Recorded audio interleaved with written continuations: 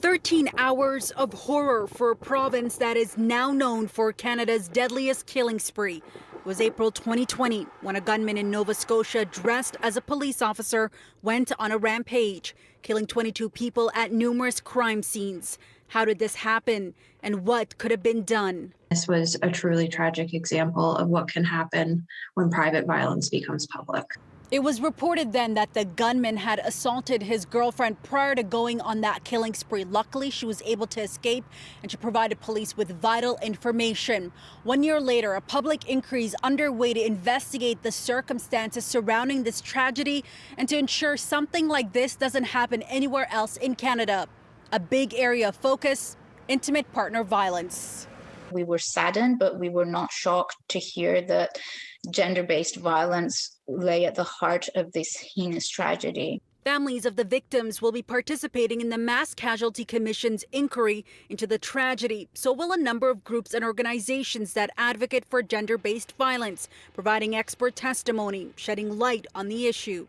This is new ground for all of us. One of the effects of this inquiry, this inquest, will be a society where we're not so afraid to talk about domestic violence. Adding that it's vital to identify barriers that victims and survivors face, where the gaps are and their impacts. Understanding that these gaps and that these barriers and these challenges as to why women don't come forward, why they're not believed when they come forward, why situations aren't investigated to the degree that sometimes we would think that they would be. The Federal and Provincial Mass Casualty Commission was created in late 2020 and will be overseen by 3 commissioners, a retired Chief Justice of Nova Scotia, a retired police chief, and Toronto lawyer Kim Stanton.